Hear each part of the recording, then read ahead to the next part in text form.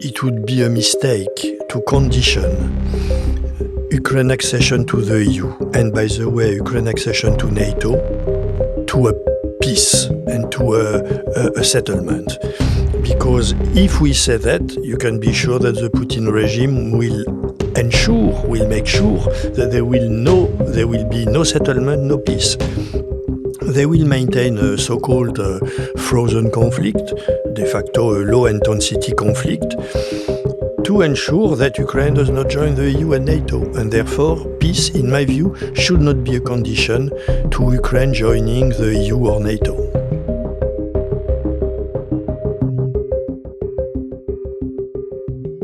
Hi everyone, my name is Julia Tymoshenko and you're watching Ukraine Through the Eyes of Others, our series of interviews in which we talk to different international experts, political figures, historians, journalists about their perspective on Ukraine and the Russian war against it. And today we're joined by Hugues Mingarelli, an EU diplomat and an EU ambassador to Ukraine from 2016 to 2019. Hugues, thank you so much for joining us today.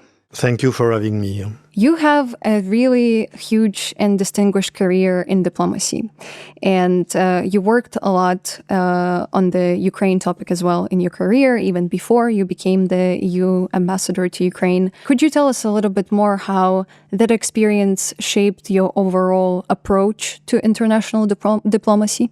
Well, the developments which took place in this country since the collapse of the Soviet Union in 1991 have been very impressive.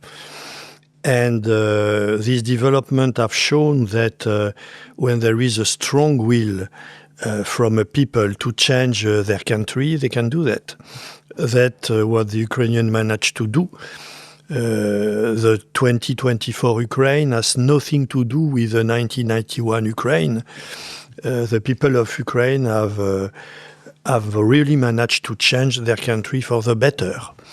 They have managed to introduce gradually democracy. They have managed to make a lot of progress in the field of rule of law, even if there is still a long way to go. They have been able to modernize their economic structures, and they have been able to forge solid partnerships with a lot of foreign countries and international organizations. And therefore, I have been very much impressed by what I have seen in this country over the last 30 years.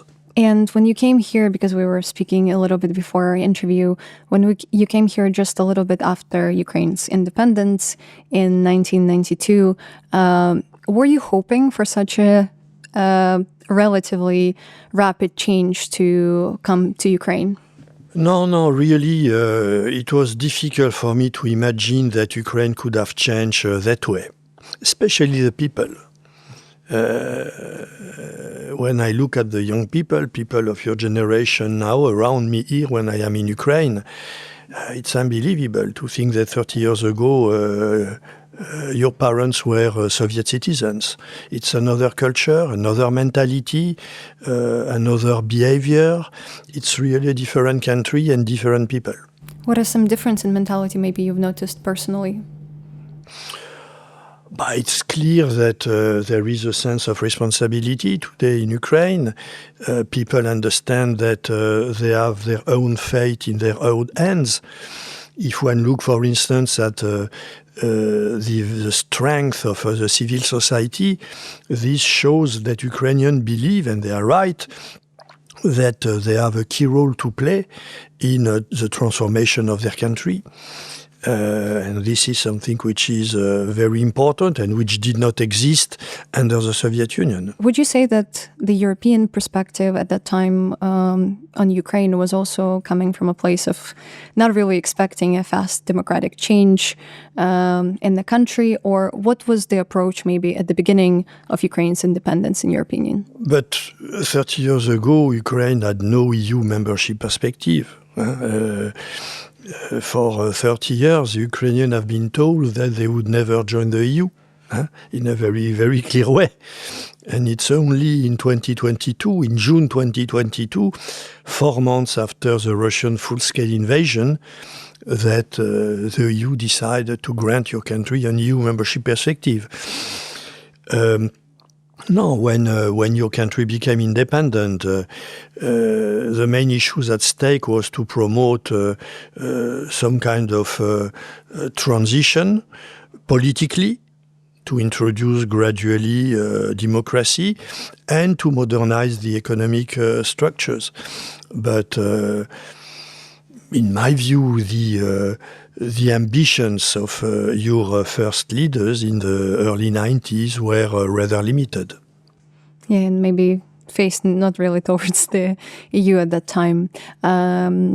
You named that 2022 became the year when European Union decided finally that to agree on Ukraine's European path. And you were also, as far as I understand, a key negotiator when Ukraine was signing an association agreement back in 2014 with the European Union. Even back then, as we remember, it was just post a revolution of dignity. The public has chosen their path, but for us that was already back in the day a huge victory, although there was some hesitation on the European side as well. In your opinion, as somebody who was a part of that negotiation, what were the key challenges back then? Well, we started the negotiation of this association agreement in 2007, and we completed the negotiation in 2012. It was signed in 2014 after the election of President Poroshenko, and the official implementation started in 2017. We have in this association agreement, as in most EU bilateral agreements with partner countries, three main components. The first one is a political dialogue, under which we discuss the developments in domestic politics and regional conflicts. The second one, which is the most important, is trade and economic cooperation. And the third one is partnership in a lot of sectors of the political and economic life of the country. The most important element is, without any doubt, the deep and comprehensive free trade area, which has been set under the association agreement. The main objective of this association, of the deep and comprehensive free trade area, is to promote regulatory convergence, to remove progressively the non-tariff barriers to trade, so that the Ukrainian economy can gradually be integrated in the EU single market.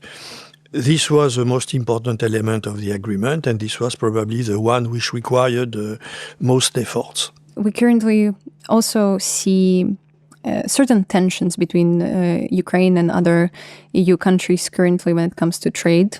And certainly it's going to become a key part of our negotiations with the topic of entrance into the European Union. How do you see Ukraine mitigating this situation? Yes. Alors, it will be necessary for sure to have a number of temporary provisions in some sensitive sectors.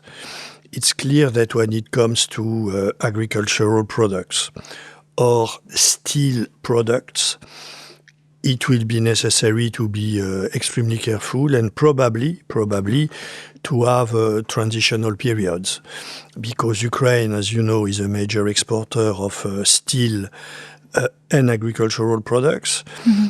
And in the EU, many people are afraid about the impact of the entrance of Ukraine in the EU single market. But okay, we can find solution for this kind of difficulties without any doubt. You said that a lot of people are afraid, and maybe for our audience, could you explain if there is something actually to be afraid about? Because we also know that Russian propaganda and disinformation is really trying to intensify that, the population that is a little bit insecure or scared about the prospects of Ukraine entering EU. And we see it today. Are there real consequences, and how do you think Ukraine can find that compromise? It's clear that when Ukraine joins the EU, it will have an impact on the EU budget, a number of key EU policies, and maybe as well on the EU decision-making process. Alors, first of all, it will be necessary to find a way to increase the budgetary resources of the EU, but this, in any case, is necessary irrespective of Ukraine. Even today, it is necessary to either increase the EU own resources or move ahead towards joint borrowing. So it's not something which is due to Ukraine. It will be probably necessary to adjust the agricultural policy, as well as what we call the cohesion policies. Because Ukraine will get a lot of funds from these two policies, and therefore it will be probably necessary to adapt these policies to the new situation. And obviously, if we jump from 27 member states to 35, it would be better to have less necessity to resort to unanimity voting and to shift in many areas towards qualified majority voting. But most of these reforms are required irrespective of Ukraine accession to the EU, without any doubt. But what we have to keep in mind is that Ukraine will very soon become an asset for the European Union, not a liability, but an asset, because Ukraine has an exceptional potential in agriculture, in industry, in information technology, in tourism, in many, many areas. Not to talk about what is increasingly important in the EU, namely security and defense. Ukraine will be, without any doubt, the pillar of the EU defense system structure on its eastern flank. And therefore, I have little doubt that Ukraine will be very soon a net contributor to the EU. We know that EU, as much as we would like to see it as this one thing, it's not a monolith, and there are different, obviously, countries with different political stances and their own plans and goals, and some of them have sometimes even radically different views on Ukraine, even currently during the war. How would you describe the political landscape in Europe in general? It's clear that we have in what we call the European Union people with very different histories, which means that countries which are in Central Europe have a different perception of threats than countries which are in Western Europe. Countries such as Poland, the three Baltic states, Sweden, Denmark, perceive Russia and have been perceiving the Putin regime as a threat for 25 years, while in Western Europe, a majority of the political class, of the think tankers, of diplomats, were perceiving the Putin regime as our strategic partner with whom we should build the new European security architecture. Bon. Needless to tell you who was wrong and who was right. Now we see that. So this absence of a common strategic culture has a lot of implication about the EU foreign policy and security policy as well. We can see that about the EU position towards Ukraine, where, as you said, some EU member states are trying to block any new EU initiative. But you can see that as well about what is happening today in Gaza, on the conflict between Israel and the Hamas. The EU has a lot of difficulty to forge a common position. The High Representative is very clear, but you have member states who are always who disagree. And therefore, we have to wait probably for a few generations before we can have in the EU a common strategic culture between the 27 member states, and we can come up with a very strong common foreign and security policy. As such a experienced diplomat, what maybe suggestions would you have to Ukraine, to our diplomatic corpus, in terms of working with these differences within the EU and countries with such different strategic approaches to Ukraine? But I don't have any advice to give to the Ukrainian diplomat because they know all this far better than I do. All people who have been working with the EU for years now know exactly that when they talk to a Polish diplomat, they do not face a French one. When they talk with an Estonian, they do not face an Italian or a Spaniard. And therefore, there is no need to give them any advice. They know perfectly that they have to adapt their position and their language to their interlocutors. It's incredibly reassuring to hear it from you. And if we come back to Ukraine and Ukraine's internal policies, we know that the process of entering EU also includes adjusting a lot of internal processes and political systems. What changes Ukraine needs to implement before entering the EU or to enter the EU? There is a need, obviously, to strengthen and to accelerate the democratic process. Ukraine has already made a lot of progress since 2014, but we can still do better. An area where a lot has still to be done is the rule of law. It's clear that in the fight against corruption and money laundering, many things have to be done in the next future. It will be necessary as well to strengthen the public administration, to move ahead with the decentralization process, which has been very good. And when it comes to the rule of law, obviously the reform of the judiciary is very important. Alors, all this has already started, but I believe it will be necessary in the next few months, after the opening of the negotiation, of the accession negotiation, to speed up the process, to really reform the judiciary.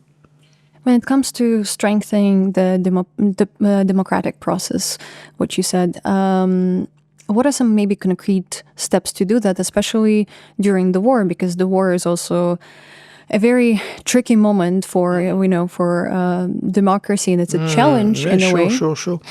Well, first of all, it is important to ensure that the parliament, the Verkhovna Rada, plays an important role. This is the first point. The second point, you said during the war, it's better to have some kind of political unity in the country. It's clear. And I believe as well that the local authorities at oblast and city level have to be associated with a large number of decisions regarding, for instance, the reconstruction process or the EU accession process.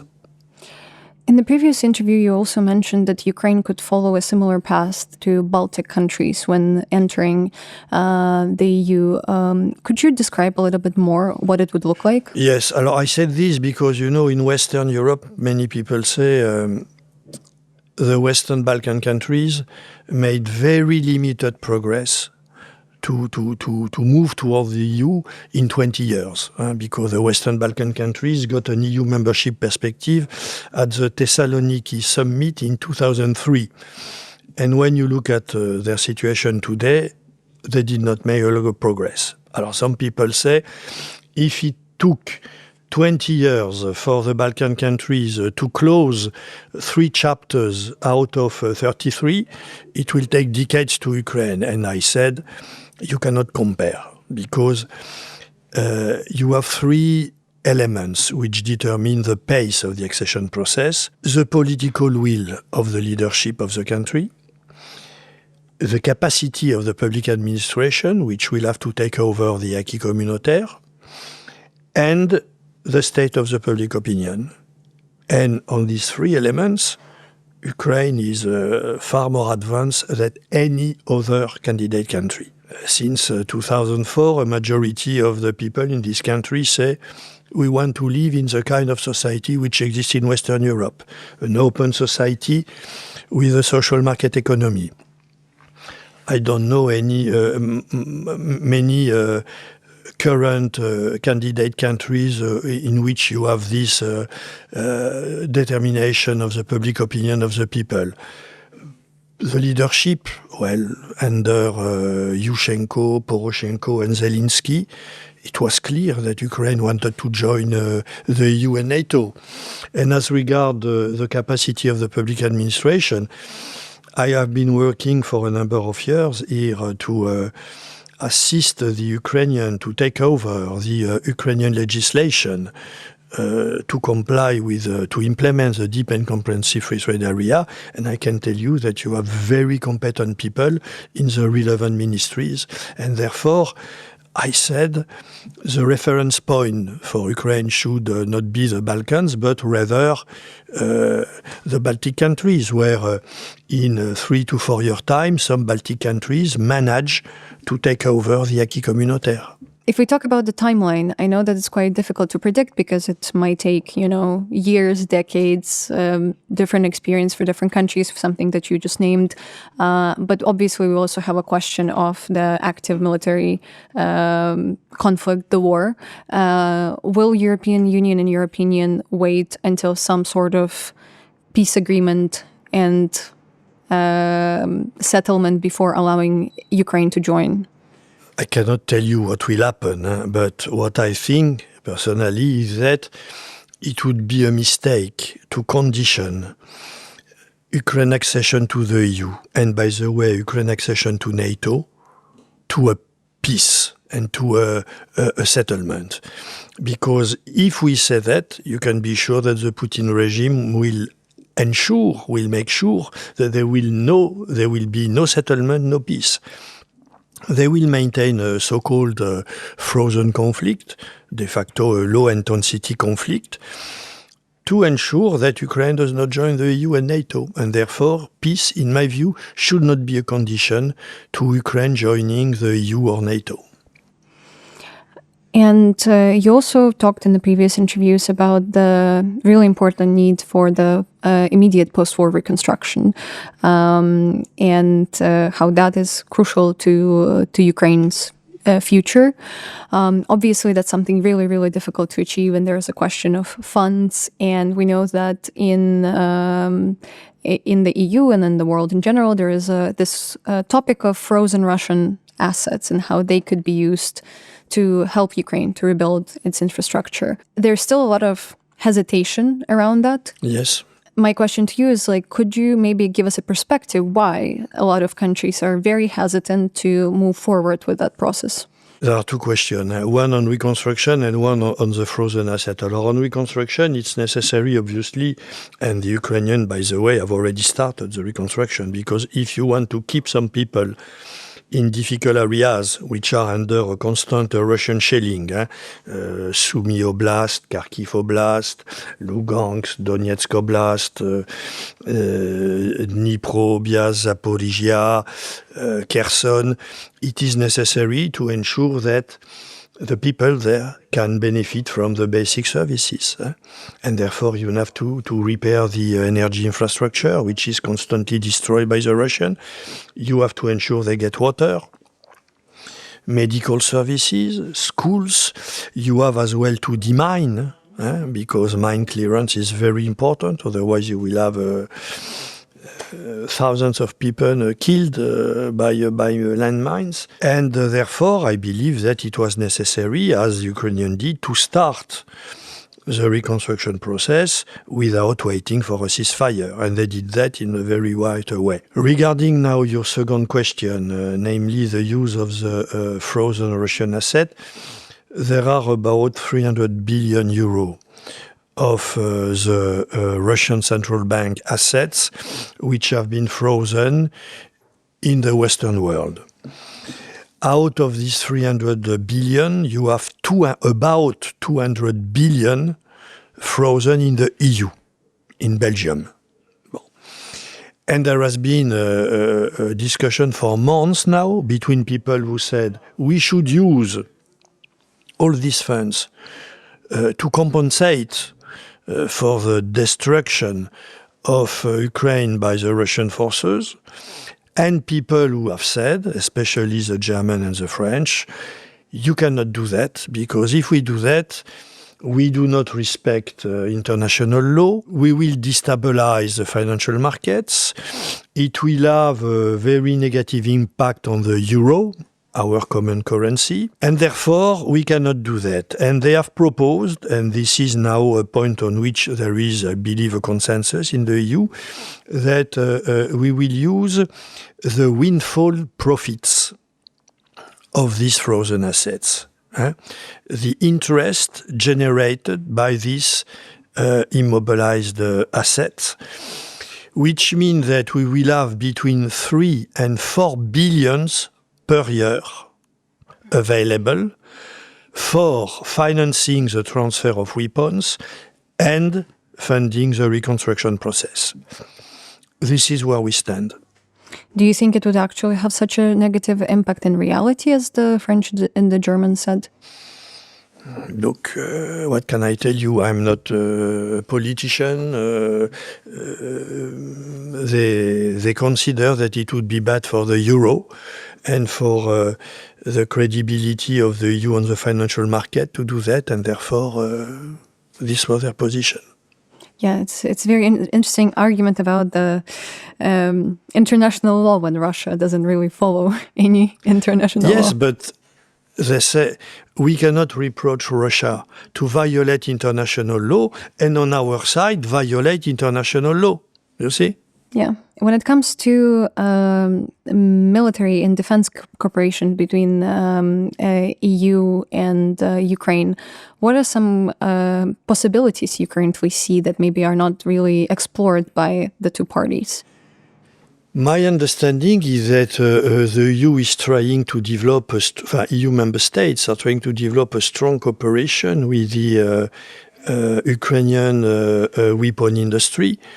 There are a number of European companies like Rheinmetall, the German one, who have planned substantial, significant investment in the Ukrainian arms industry. I know as well that under the current bilateral security agreement between the EU and Ukraine, which is under negotiation, it is foreseen that there will be a strong cooperation between the military industries of Ukraine and the EU. And therefore, I really believe that Ukrainian defense industry will be progressively integrated in the EU. And the EU adopted a few months ago a new strategy for its defense industry, and Ukraine is clearly indicated as a member of the EU defense industry. So we are moving in the right direction, probably. And when it comes to overall Europeans' policy on helping Ukraine in a military way, what are some maybe limitations you currently see maybe with different countries and how they can be addressed? Because we know that we started with Germany arguing about helmets, and obviously we've progressed a lot, but there's still, from our perspective, a way to go.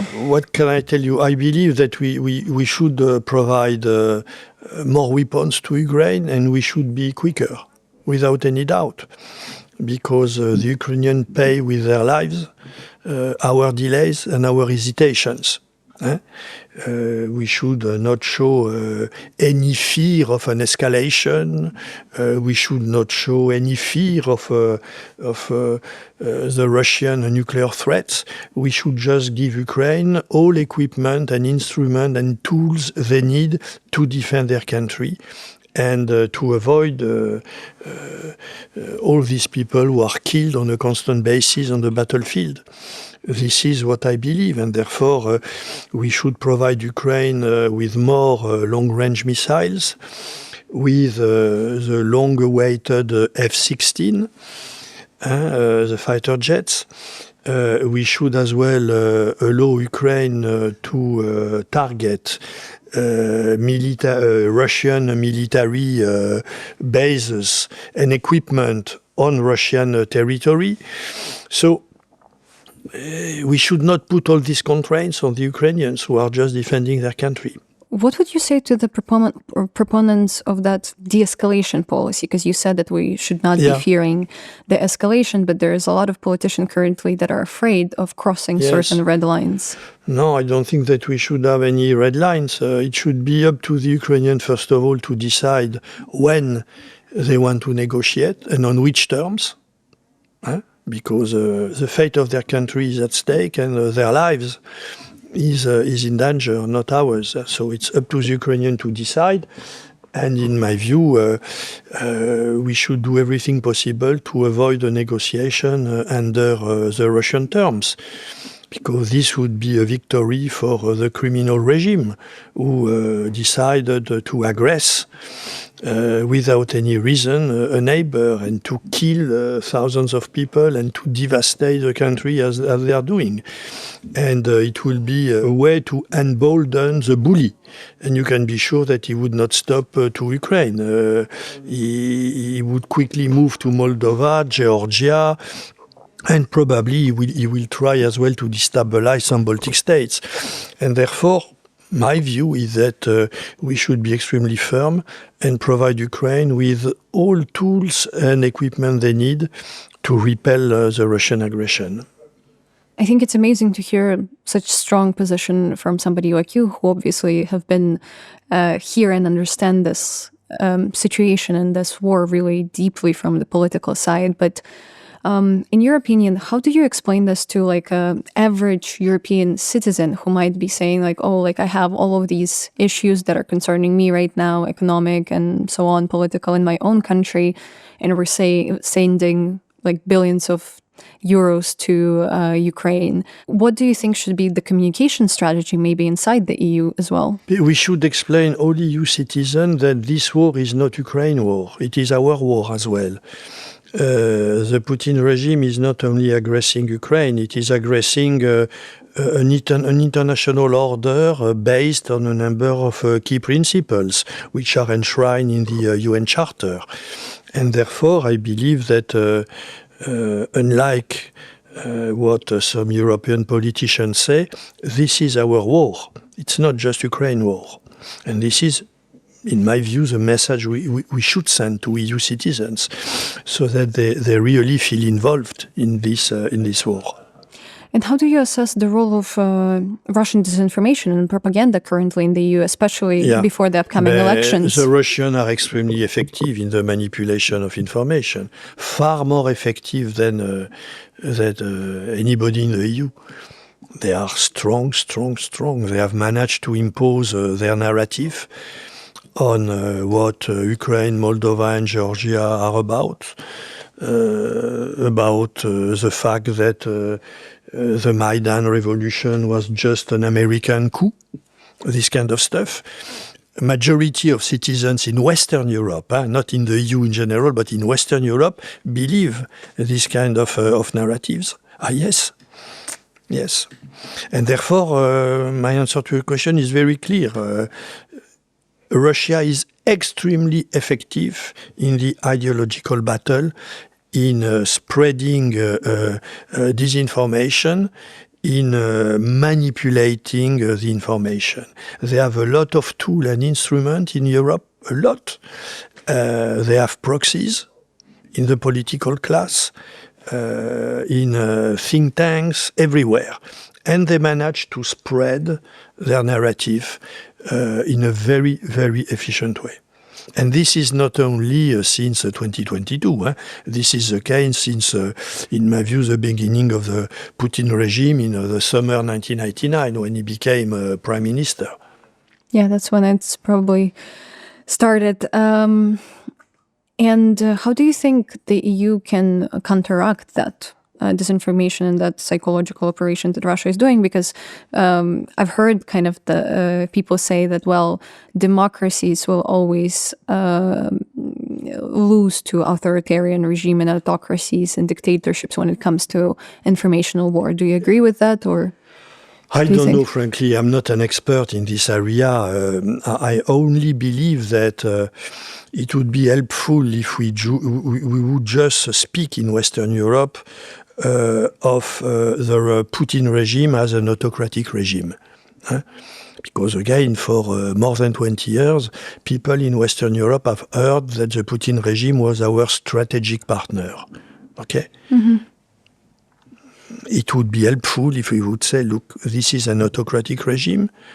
In Russia, all opponents or all people who had divergent views over the last 25 years have been either killed or jailed or had to flee the country.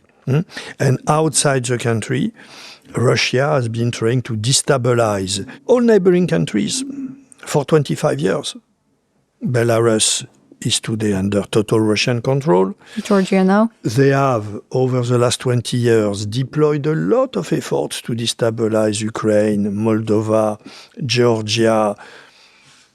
They managed to keep, up to a few years ago, Armenia under full control. And we should be realistic about that and explain that when you face such a regime, you have to be firm. Here in Ukraine, we also have quite a big frustration with the big international organizations such as UN, Red Cross, potentially maybe other guarants of some sort of security and the world peace. What's your thoughts on their current role in the world? I just see that there is a crisis of multilateralism. We in the EU believe that multilateralism is extremely important to prevent conflicts and to solve crises. But one has to say that multilateral organizations today face a deep crisis.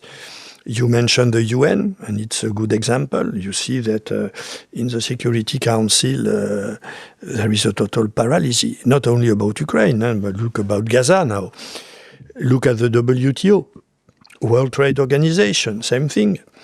I mean, the basic rules governing the trade partnerships are totally violated today by most important economic countries. And therefore, there is a crisis of multilateralism, but I still believe that multilateralism is very important and we have to try our best to reform this multilateral organization to find a way to make them a bit more effective. Alors, one thing we have to do for sure is to ensure that this multilateral organization better reflect the relative weight of the various continents and countries. What I mean is that a lot of this multilateral organization was basically created after the Second World War. And there is probably an over-representation of the Western countries. And it would be good, I believe, if Africa, Latin America, and Asia would be better represented in a multilateral organization.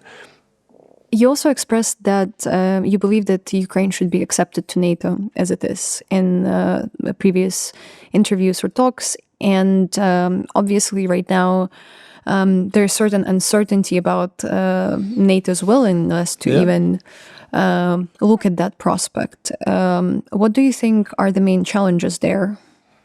There are a number of countries, especially the American and the German, who consider that it is almost impossible to integrate a country which is at war. But as I said a few minutes ago, if you say Ukraine has to be in a total peaceful situation with Russia before joining the NATO, you can be sure that the Putin regime will never accept a peace agreement or even a ceasefire. They will maintain some kind of frozen conflict so that Ukraine can never join NATO.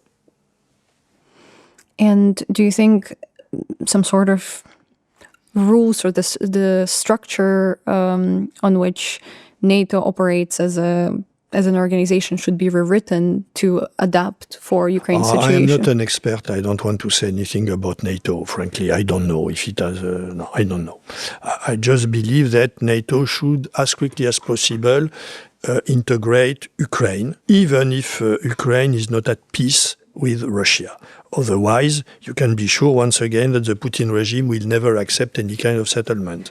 Yes, that's something that obviously Ukraine really wants to, but I don't really see yet how that will be done. From 2011 to 2016, you were a managing director for Northern African regions, Middle East, the Arabian Peninsula, and Iraq and Iran.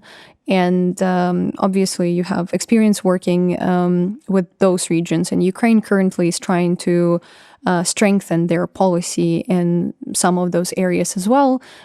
Ukraine is opening a lot of new embassies and consulates in Africa, and obviously sees it as an opportunity for improving our relations there. What's, in your opinion, could be key challenges working in that area, and how could we strengthen those ties? We have to be very attentive to these countries. We have to be respectful regarding their values, and we have to make them understand that for us, a life in Sudan or in Congo or in Libya is as important as a life in Europe. That's something that a lot of people from there express frustration that they see. Yes, indeed. Do you think there is a certain hypocrisy? I can understand that some countries in Africa or in Latin America consider that we have a double standard to assess the war crimes or this kind of stuff. I can understand this, yeah. But do you think it's true in your opinion, or do you think it's more like from their perspective? Well, it's a bit difficult to answer, but I believe they are not wrong. It's clear that in some cases we are extremely flexible when some countries do not respect international law, while in other cases we are very, very, very strong. I know you didn't want to give any advice to Ukrainian diplomats when working with the EU countries. I don't want to give any advice to anybody. Definitely, but maybe if you could talk a little bit more what helped you working there and establishing relationship with those countries. Is it like a deeper understanding of the political context, historic context, yes, understanding of their perspective? Yeah, you said everything. We have to better understand their history, their core values, and to make sure that we do not try to impose our views, but that we take into consideration their own views on how the new international order should be shaped. And how do you assess Russia's work there? Because it seems like they've had a very strong... They are very effective, because if you look at the way they have been spreading their influence in the Middle East, Syria, in North Africa, in Libya. I am told now that they are influential in Tunisia as well. In the Sahel, they have managed to basically kick the French out of Mali, of Burkina Faso, of Niger. The same happened in the Central African Republic. They are very active in Sudan. So there is no doubt that they try to impose their views through disinformation to a large extent. All this is documented in a large part of the Middle East and Africa. And I don't believe this is a good thing for the African people. Oh yeah, they definitely don't really do that for their benefit. And moving from, I guess, that region a little bit to the United States, we know that there are certain fears inside the EU about the potential outcomes of the elections. If Trump comes in, nobody really knows what's going to happen with his policy on Ukraine, his views on the cooperation with EU and other parts of the world. What do you think EU should do to prepare to be more resilient in that case? And what is currently being done, in your opinion? We should not speculate about the result of the outcome of the upcoming American elections. The EU should do everything possible to be able to ensure its own security. We have to move towards some kind of sovereignty in the economic field and in the military field, irrespective of what happened in the US. It is not good for us to rely on any other country to ensure to guarantee our security. We should be able, we have the means to ensure our security. It's a question of political will. And what countries do you think are already doing more to ensure their own securities within the EU versus those who maybe still hesitate? It's clear that a number of countries in Central Europe were very much attached to the American umbrella. And I think that this is not the right policy. We should really do everything possible, once again, to progressively gain some kind of autonomy in the security area, but in the economic field as well. It is important. And we are starting to do that in the EU. There is an awakening, and there is an effort to ensure some kind of economic and security, autonomy, sovereignty, we can use different terms, to be less dependent from other countries in strategic sectors. We've seen a dramatic rhetoric change from President Macron in that aspect, and him talking now about even possibility of sending French troops to train Ukrainian troops here in Ukraine, and talking more about the importance of allowing Ukraine to strike the territory inside Russia. It's clearly quite different from what we remember at the start of the full-scale invasion. What do you think prompted him to change his approach, if you think it changed? It's a positive development, without any doubt, but I have no explanation. And do you think it has, maybe you've seen already, does it have an influence within the EU? For sure, yes, because France matters in the EU, and therefore this new statement about the fact that we should not rule out sending troops on the battlefield, on the ground, not on the battlefield necessarily, the fact that we should form a coalition of instructors to train in Ukraine the soldiers, all these has a positive impact, in my view, on the EU position, yes. Switching a little bit to the topic of the environment, because I know that you've also talked about this in the past, and it seems for us that the world doesn't even understand the scale at which Russia has been impacting the environment at large through their brutal attack on Ukraine.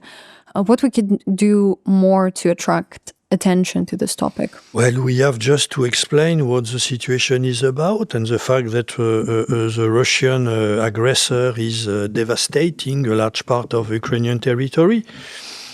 A large number of observers today explain that about 1/3 of the territory of this country is contaminated with landmines and non-exploded ordnances. We know what the destruction of the Dnipro Dam had as consequences on the fauna and flora.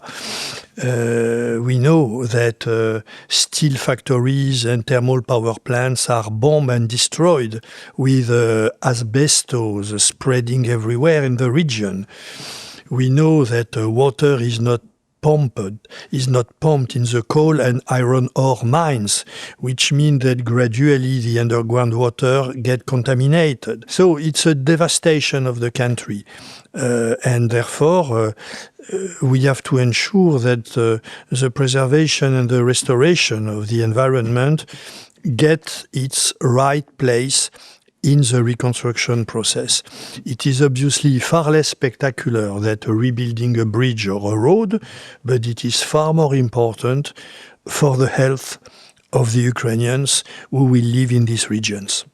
And how do you think the EU and the international community can be involved in this ecological, rebuilding, let's say? But it's not psychological rebuilding. It's to preserve and restore the environment. Yeah. They are involved. The EU has recently taken a decision on an Ukrainian facility with 50 billion euro for the next 4 years. And part of this money will be dedicated to the environmental devastation. And I hope and I'm sure that the major international financial institution and other donors will take care as well of the environment, because everybody knows that it's a real devastation. Huh? It's not just a few collateral damages. No, it's a devastation of the country. But it seemed like even with the Kakhovka Dam explosion, there was definitely, I mean, because Ukrainians and everybody was trying to attract attention to it, but there was a hesitation to even name who's the perpetrator of that crime. And some people were saying, like, we don't know. Yeah, the Russians said immediately that the Ukrainians were responsible for the destruction of the dam. And they created, it's true, some kind of interrogation. Some people were not absolutely sure who was behind the destruction. Because, as I told you a few minutes ago, in terms of disinformation, they are extremely, extremely effective. I know that you said that you don't want to give like any advice to anyone, but you've talked about how you can tackle a little bit that Russian propaganda. You've definitely been probably looking at the news from Ukraine and what Ukraine puts out in terms of our informational war, so to speak. Where do you think, maybe in your opinion as like an observer, Ukraine has been effective and where maybe not so much? I believe that here in Ukraine now you are effective because there are a lot of media, like your media online, and which really can inform in the right way the Ukrainian citizens. Abroad, it's far more difficult because the Russian had Sputnik, Russia Today, even if today they can no longer broadcast in the EU, but for decades they have been spreading disinformation, Russia Today or Sputnik. And they have still a lot of, a few weeks ago, we have heard that a media based in Prague, Voice of Europe, run by your compatriot Medvedchuk, was as well spreading disinformation in the EU. So they have a lot of, as you say now in Ukraine, a disinformation ecosystem. You know, they have a lot of instruments everywhere and they are very effective. And it will take time for your country to be able to counter this disinformation ecosystem. What do you think are some narratives perhaps that Ukraine has put out since the beginning of the war? Maybe I'll give you an example, like stories and everything. Like you know, the story of David and Goliath was like really powerful, and Europeans saw this like small country, but also talking about like the history of Ukraine and President Zelensky addressing different countries since the beginning of the full-scale invasion and finding ways to connect with those countries. What do you think was like the most successful, if you can give an example in your opinion? If you can think. First of all, everybody in the EU is convinced now that the Ukrainians have been heroic in their resistance. Because when on the 24th of February 2022, the Russian troops entered Ukraine, a majority of us were convinced that it will take just a few days for them to take over Kiev. And therefore, the defense of the Ukrainians have really been extraordinary. And your image has improved considerably for that. First point. Second point, there is no doubt that your political leadership has a very, very strong communication capacity. And they have been able really to mobilize the attention of the Western world and to attract, to trigger some solidarity, without any doubt. And you have as well millions of Ukrainians who today are living in Western countries. And these people as well contribute to change the perception of Western Europeans about Ukraine and Ukrainians. Moving to the last set of questions, you're visiting Ukraine from time to time now, and you've spent a very extensive time in the country. Could you tell us more, maybe, what's your favorite thing about Ukraine and what's your favorite place in Ukraine? Well, Ukraine is such a fantastic country that it will be difficult for me to tell you that this place is better than another one. I like a lot Kharkiv. I mean, the constructivist buildings in the center of Kharkiv are exceptional. It's something unbelievable. I like a lot some areas in Dnipro as well, near the Dnipro River. I was very much impressed when I went to Zaporizhia, when I went to Mariupol, but what is left from Mariupol. And needless to tell you that as everybody, I am in love of Odessa, Lviv, these towns. So you have a beautiful country, and I would not be able to single out one place. And if you could say something to the people who have never been to Ukraine, what would you want them to understand about this country? I would like them to understand, first of all, that Ukrainian citizens share our core values and therefore belong to our family, first point. And second point, they should understand that in view of the fantastic potential of this country will not be a liability, but an asset for the European Union. Thank you so much. This was a pleasure to talk to you, and thank you for such great responses and all the work you do for Ukraine. Дякую. Дякую. Thank you so much for watching this interview. Please subscribe to our channel and share this video on social media so more people can see it. And if you would like us to make more content like this, please support Ukrainer International through the link below. If you have some thoughts, leave them in the comments below. And thank you again for being with us.